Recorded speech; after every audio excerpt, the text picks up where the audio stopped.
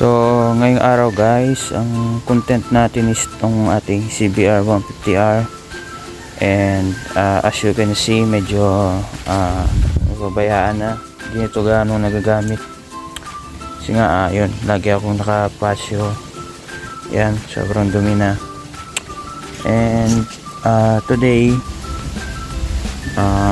lilinisin at papalit tayo ng gulong kasi yung sira nito is yung gulong niya upod na at may mga ayan, crack na rin kung nakikita nyo.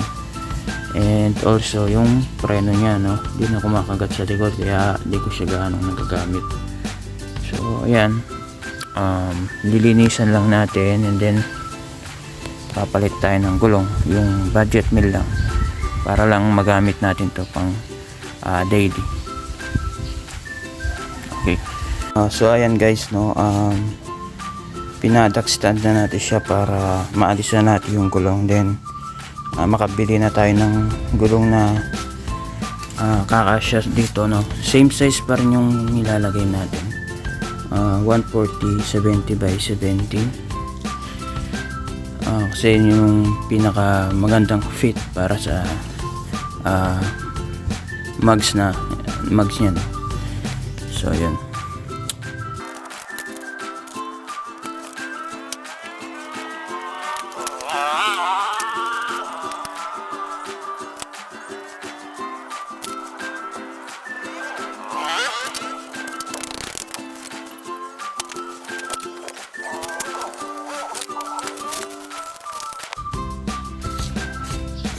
So naalis na natin yung gulong, and then itong kanyang caliper papagawa din natin kasi ayan, naputol yung ito, kung nakita nyo yung pang ano nyo dito, pang bleeding, no.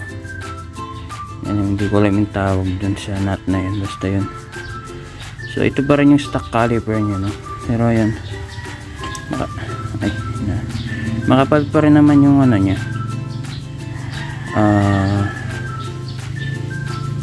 yung kanyang makapal pa rin yung kanyang ano, makapal pa rin yung brake pads nya. Ayan.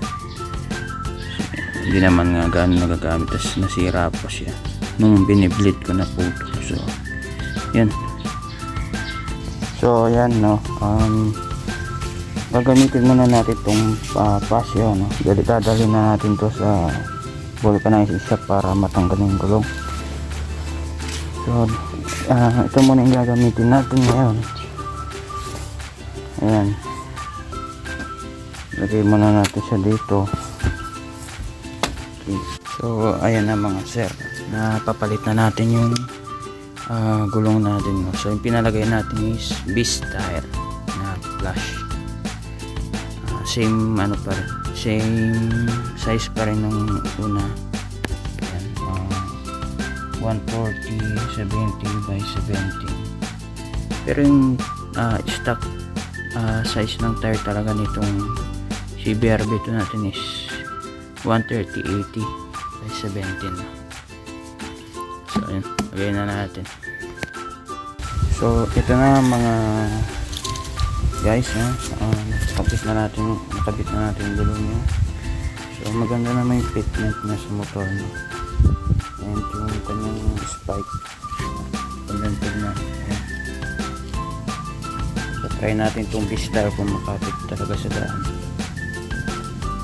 And so dito naman sa preno, di daw kaya ng machine shop na alisin yung tornilyo na yan, pero okay lang kasi may preno pa naman siya, nabilid naman natin siya dito, no. Kaya yan, linis na lang yan at okay na. So ayan na guys, no, nalinisan na natin siya. Ayan.